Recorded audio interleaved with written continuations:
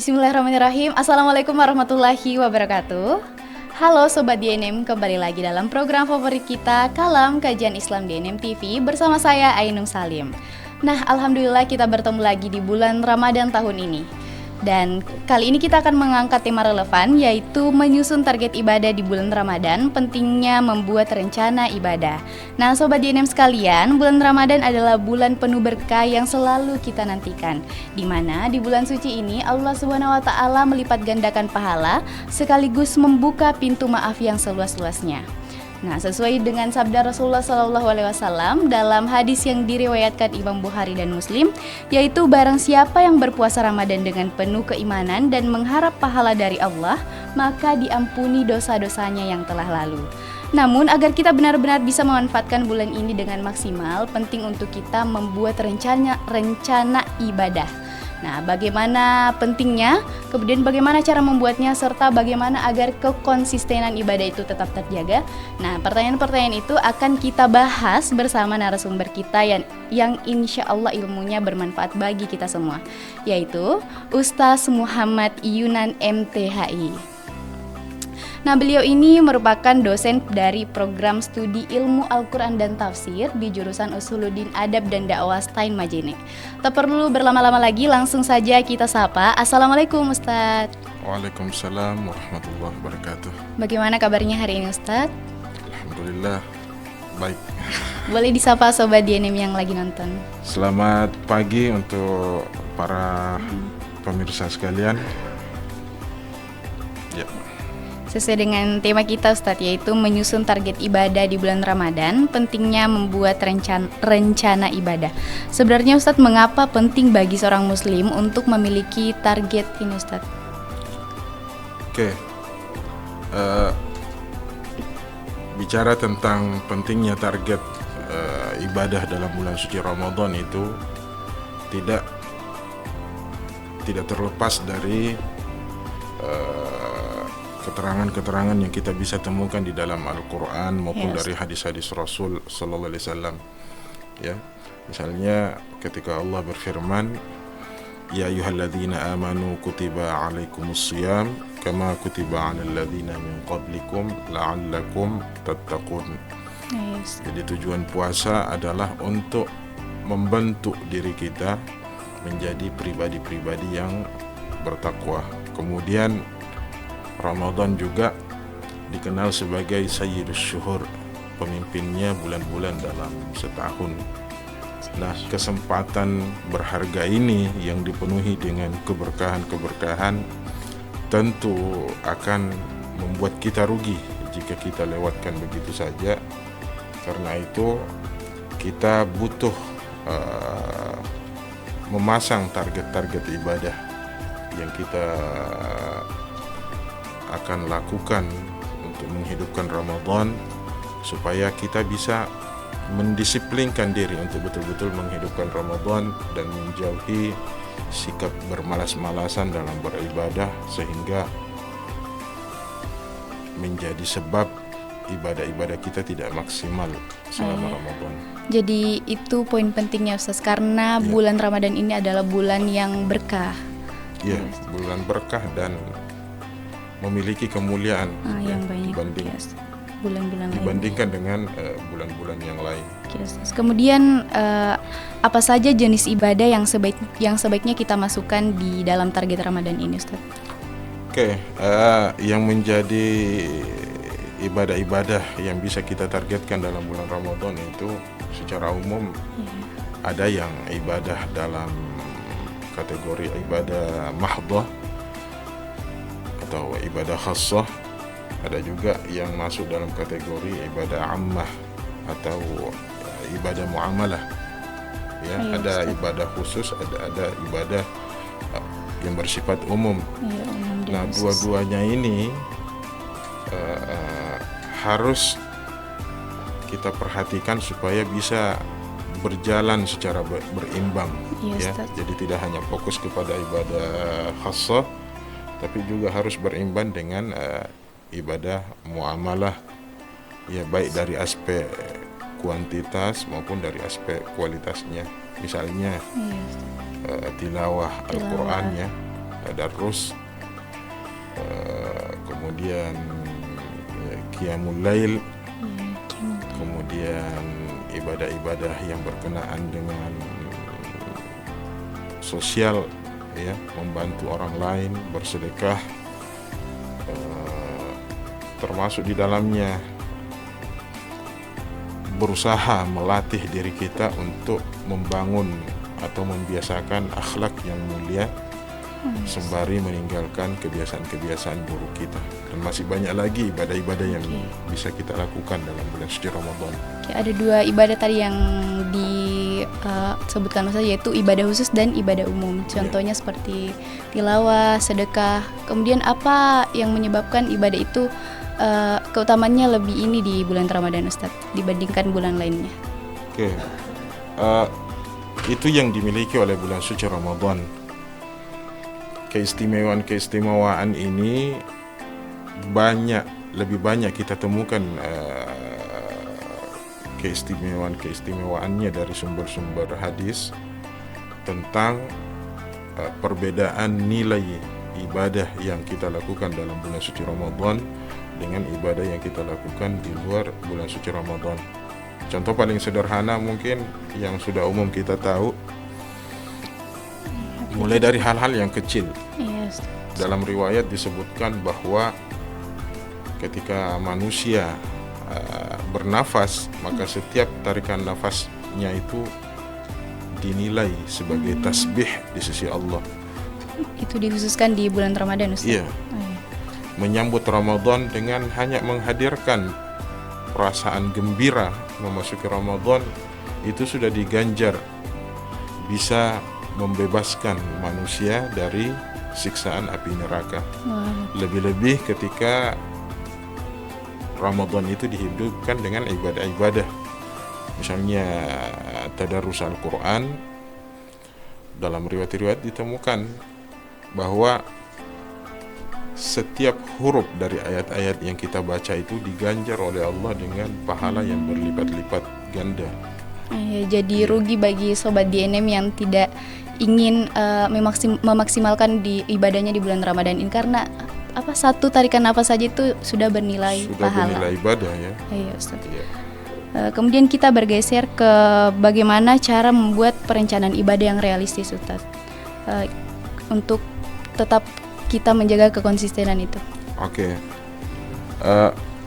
Untuk membangun perencanaan ibadah yang bisa kita lakukan secara realistis, setidaknya menurut saya ada beberapa hal yang penting untuk kita perhatikan.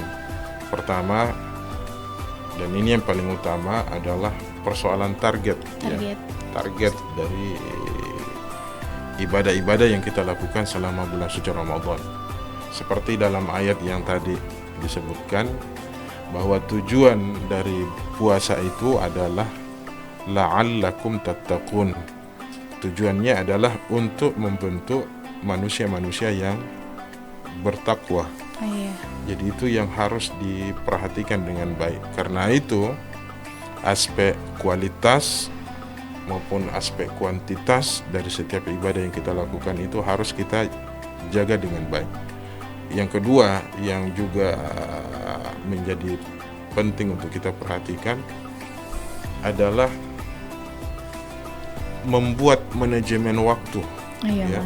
Supaya setiap waktu-waktu yang kita lewati dalam Ramadan itu, baik siang maupun malam, betul-betul bisa kita isi dengan ibadah-ibadah yang maksimal. Contoh misalnya berkenaan dengan tadarus Al-Quran, Anda bisa targetkan ya dari awal sesuai dengan keadaan diri kita masing-masing. Anggap misalnya saya menargetkan khatamkan Al-Quran 30 juz selama Ramadan, atau mungkin 2 kali khatam Quran, 3 kali sampai Nah, target itu kemudian kita buatkan manajemen waktu dalam bentuk kegiatan harian, sehingga dengan melakukannya secara disiplin, target itu bisa kita dapatkan. Atau misalnya kalau sholat sunat, kita misalnya target ingin melaksanakan sholat sunat minimal 1000 rakaat selama Ramadan, maka dari angka 1000 itu kita buatkan manajemen waktunya. Dari angka 1000 dibagi 30 hari, berarti ya perkiraan sekitar 30 rakaat lebih ya. 30 rakaat, 33 atau 34 mungkin dalam satu hari. Jadi mulai dari sholat-sholat sunnah, misalnya qiyamul lail sebelum tidur, maupun sholat tahajud yang dilakukan setelah tidur, ataupun sholat-sholat sunnah yang menyertai sholat wajib, itu harus dijaga dengan baik secara disiplin ya. Jadi butuh manajemen waktu supaya ketika itu kita disiplinkan dengan baik, maka target kita untuk melaksanakan ibadah sholat sunnah minimal 1000 rakaat selama sebulan tercapai, itu bisa tercapai. Jadi itu poinnya Ustaz. Kita buat target, kemudian kita aturkan jadwal pembagian waktunya gitu Ustaz. Iya. Itu pembagian waktu. Kalau itu tadi dari ibadah pribadi seperti tilawah tadi dan sholat sunnah.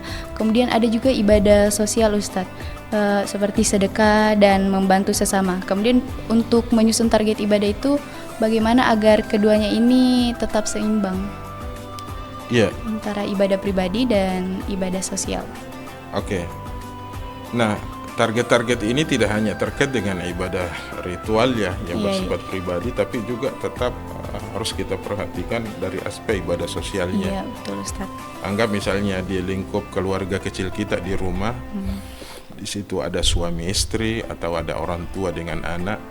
Tentu ketika melakukan ibadah puasa dan ibadah-ibadah lainnya selama Ramadan, tentu akan membuat justru bisa menimbulkan masalah jika tidak dibangun kerjasama, tidak dibangun manajemen ibadah-ibadah yang kita lakukan. Misal seorang suami lebih ego dengan ibadah-ibadah ritualnya sehingga lupa bantu istrinya. Minimal mengantar pergi belanja bahan makanan, membantu-bantu di dapur, atau membantu-bantu membersihkan. Atau seorang anak yang misalnya tidak peduli dengan kesibukan orang tuanya dalam menyiapkan kebutuhan-kebutuhan sehari-hari. Jadi dia juga bisa menimbulkan masalah kalau tidak diimbangi, tidak di-manage dengan baik. Makanya butuh perencanaan dengan baik supaya bisa berjalan secara tertib, seimbang, dan tidak merugikan orang-orang di sekitar kita. Tertib, seimbang, dan tidak merugikan.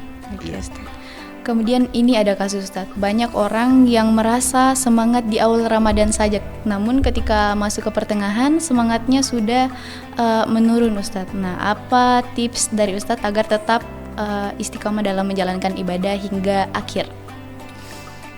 Oke, supaya tetap istiqomah menjalankan ibadah sampai akhir. Lagi-lagi ya, ini menurut pendapat saya, karena boleh jadi Anda atau pemirsa lainnya punya tips-tips tersendiri. Tapi secara umum untuk merawat ibadah kita supaya konsisten, yang paling pertama, jangan lupakan target. Jangan lupakan target yang kita lakukan. Harus selalu kita ingat tujuan dari apa yang kita lakukan selama bulan suci Ramadan. Kemudian yang paling penting juga, jaga kesehatan. Kesehatan. Karena kesehatan juga penting.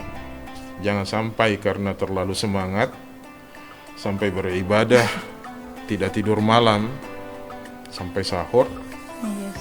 Giliran sudah sahur, akhirnya tidak mampu menahan rasa ngantuk, sholat subuhnya lepas, ya kuliahnya, pekerjaannya lepas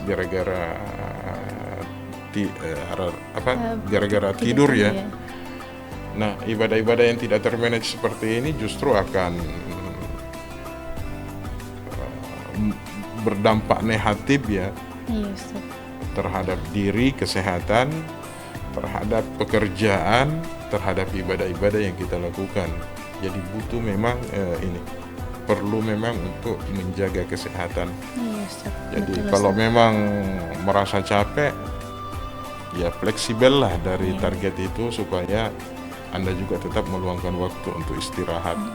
Kalau malam, ya tetap luangkan waktu biar sedikit, yang penting bisa istirahat juga. Oke, Ustaz. Nah, kita sudah tahu bagaimana pentingnya membuat target itu dan bagaimana cara membuat targetnya. Kita tentunya harus memperhatikan yang namanya manajemen waktu. Kemudian ini Ustaz, bagaimana cara mengevaluasi pencapaian target itu agar ibadah kita di bulan Ramadan ini tetap lebih baik di Ramadan yang akan datang. Oke. Nah, selama dalam menjalankan Ramadan, ya ibadah-ibadah Ramadan, Ya, Ustaz. termasuk yang penting juga diperhatikan itu adalah terus-menerus melakukan evaluasi. Jadi fungsi evaluasi ini ketika dilakukan juga secara rutin, ketat, terjadwal, maka dia bisa memperbaiki perencanaan ibadah yang kita lakukan selama Ramadan, bahkan bisa menjadi perencanaan untuk Ramadan berikutnya. Contoh paling sederhana ya, Ustaz. kebanyakan orang kan kalau dalam bulan suci Ramadan itu kalau sudah sholat subuh ya rata-rata langsung ke tempat tidur ya, ambil bantal tidur, biasa terlambat bangun. Iya, Ustaz. Nah, kebiasaan-kebiasaan seperti itu kalau memang susah dilawan, perasaan ngantuk itu susah dilawan, kita harus evaluasi ada tidak cara-cara yang bisa kita lakukan. Iya. Ya, satu contoh misalnya ya, dan ini salah satu yang model yang selama ini saya terapkan. Apa itu, Ustaz? Saya biasa kalau sesudah sholat subuh itu biasanya langsung ambil kunci motor, Kunci motor ya. pergi keliling, biasa ke pantai atau ke gunung. Kalau di sini kan ada Salawose ya. Kalau istilahnya Ke JJS, tempat, Ustaz. ya tempat-tempat Jalan-jalan yang subuh. punya pemandangan indah. Kemudian ketika sampai di situ tidak sekedar menikmati pemandangan, tapi juga meluangkan waktu untuk menyelesaikan bacaan Al-Quran, Masya Allah. doa-doa. Jadi kira-kira kalau misalnya kita keluar sesudah sholat subuh, misalnya di pinggir pantai ya, menikmati pemandangan alam, Sembari 1-2 jam kita di situ mengaji, ya bisa selesai beberapa juz itu. targetnya tercapai lagi, Ustaz. Iya, yang tadinya kalau kita di rumah mengantuk, tapi karena kita pergi ya semacam rekreasi Iya, lah, betul, Ustaz. menikmati pemandangan, rasa kantuk itu hilang gara-gara suasana alam yang indah, menyegarkan, dan justru membuat kita semakin semangat untuk menyelesaikan target-target kita. Tidak hanya sekedar jalan-jalan saja, tetapi ada target, ada manfaat yang dicapai. Oke. Jadi bisa di rumah, bisa juga di alam terbuka. Wah, luar biasa, Ustaz. Ya. Oke. Kemudian terakhir, Ustaz, boleh mungkin diberikan pesan atau close statement bagi Sobat DNM yang lagi nonton, Ustaz? Oke, untuk pesan kepada diri pribadi saya dan untuk semua yang menyaksikan tayangan ini, ibadah Ramadan itu adalah ibadah yang tujuannya untuk membangun ketakwaan, ya, membentuk pribadi yang takwa. Karena itu aspek zahiriyah, aspek batiniyah dari ibadah yang kita lakukan itu harus kita perhatikan dengan baik. Kemudian yang kedua, ibadah yang bersifat khusus maupun bersifat umum harus berusaha kita jaga keseimbangannya. Kemudian yang paling penting dari semua itu, kita berharap mudah-mudahan Ramadan itu bisa menjadi madrasah yang menggembleng rohaniah kita, agar kita ketika keluar dari Ramadan nanti kita diumpamakan seperti ulat yang masuk Ramadan menjadi kepompong, dan ketika keluar Ramadan ia berubah jadi kupu-kupu yang indah dan selalu berada di tempat-tempat yang indah. Saya kira itu. Oh iya Ustaz, terima kasih Ustaz. Sebagai kesimpulan, benar yang dikatakan Ustadz, bulan Ramadan ini bulan yang istimewa, jangan disia-siakan. Kita buat target, kita atur jadwalnya, kita sesuaikan, seimbangkan, dan semoga ibadah kita di bulan Ramadan ini benar-benar berkah dan mendapatkan banyak pahala dari Allah Subhanahu wa taala. Amin. Dan itulah tadi perbincangan kita dengan Ustadz. Semoga Ramadan kita kali ini lebih baik dari sebelumnya. Terima kasih banyak kami ucapkan kepada Ustadz Muhammad Yunan MTHI atas ilmu dan nasihat yang sangat bermanfaat kali ini. Semoga kita semua bisa memanfaatkan Ramadan ini dengan sebaik-baiknya. Kemudian untuk Sobat DNM yang lagi nonton, jangan lupa untuk terus menyimak kajian Islam. Apalagi di bulan Ramadan ini kita akan banyak mengupload kajian-kajian mengenai bulan Ramadan. Dan jika ada pertanyaan atau topik yang ingin dibahas, silahkan tulis di kolom komentar. Saya Nusali pamit undur diri. Terima kasih. Wassalamualaikum warahmatullahi wabarakatuh.